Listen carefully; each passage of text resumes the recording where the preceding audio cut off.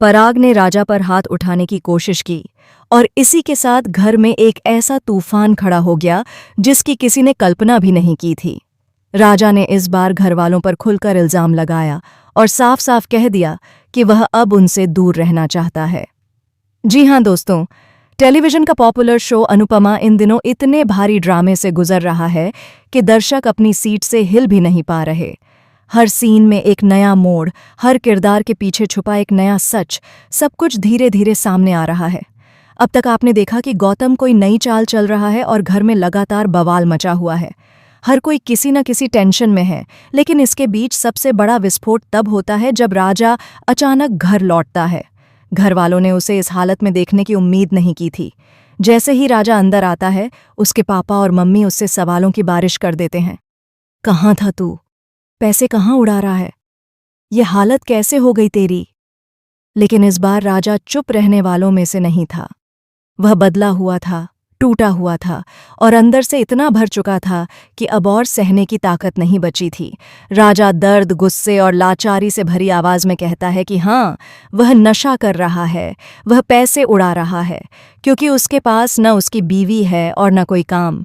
वह कहता है कि घरवालों ने सभी को काम दे रखा है, प्रेम को रेस्टोरेंट, गौतम को बड़ा बिजनेस, लेकिन उसे तो मानो घर में जगह ही नहीं दी गई।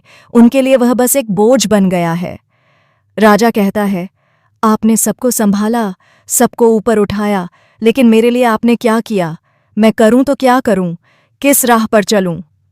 उसकी आंखें लाल थीं, आवाज फट रही थी और वह खुद को रोक नहीं पा रहा था। तभी पराग गुस्से से बेकाबू हो जाता है और राजा पर हाथ उठाने के लिए बढ़ता है, लेकिन राजा बेमिसाल दर्द से भरी हंसी हंसकर कहता है, हाँ मारिए, मुझे मारिए, इस घर में मेरी कोई इज्जत नहीं है, कोई नहीं पूछता मैं क्या चाहता हूँ, क्या महसूस करता हूँ। फिर राजा एक ऐसा सच बोल देता है जिससे पूरा घर सन्न रह जाता है।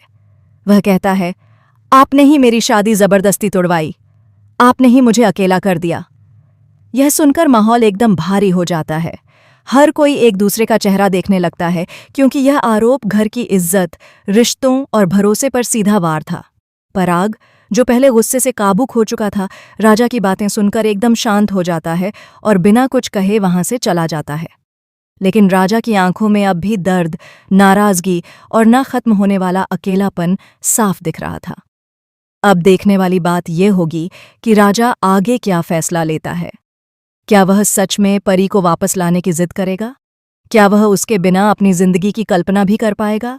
या फिर घर वालों के दबाव में आकर एक नई शुरुआत के लिए दूसरी शादी के लिए तैयार हो जाएगा? दूसरी तरफ घर के बाकी सदस्य भी इस तूफान से उबर नहीं पा रहे।